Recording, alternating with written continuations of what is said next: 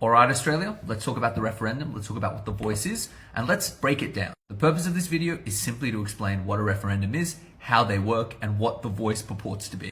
It's not to sway you one way or another. It's not to tell you how to vote. It's for you to understand. And it's perfectly okay not to understand.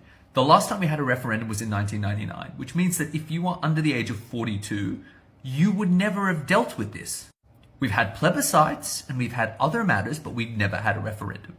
So fundamentally, a referendum is when Australia comes together and decides whether we change our constitution. The constitution is the framework by which the country is run. The reality is that it's just a framework, and that framework is designed to be interpreted by the courts, and all of the day-to-day stuff is to be done by Parliament.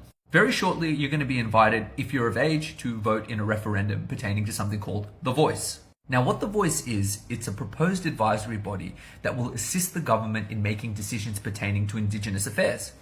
This is an advisory role. It will give good advice to the government about issues that pertain to First Nations Australians. It will have no veto power. It will not create more rights for Indigenous and First Nation Australians.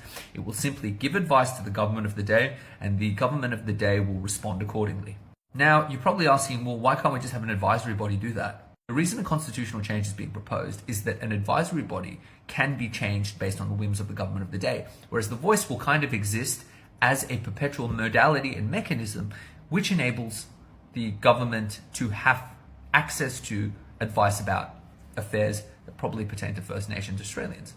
Now, it doesn't create a new category of rights for First Nations Australians. And it's not that the Constitution doesn't discuss matters of race. It does. It talks about a lot of things pertaining to race, including how the government's meant to deal with aliens being people who are not Australian. I'm not going to get bogged down in the criticisms of this or the things that promote it. The reality is that one of the concerns many people have is, well, how is this actually going to work? The truth of the matter is, we don't know. We are going to create a framework, and then the government is going to come in and use that framework to properly articulate what the voice does and doesn't do. But we do know the boundaries of how it will work, and that's really what the Constitution is about. And that's why we have a High Court, because they will deal with matters of constitutional interpretation. And so, if something were to occur or there would be a disagreement, the High Court's job is, in part, a big part, to deal with constitutional matters. Referendums are pretty big deals, and so it's really important to at least peruse that booklet, learn a little bit about it, and have a view one way or the other. Because fundamentally, Australia only works if everyone puts their hand up and says, my thoughts on this is this. If you want to know my view, personally, I'm voting yes. I think the arguments for yes outweigh the arguments for no. But how lucky are we that all of us get a say in how our country operates? Follow me for more legal TikTok.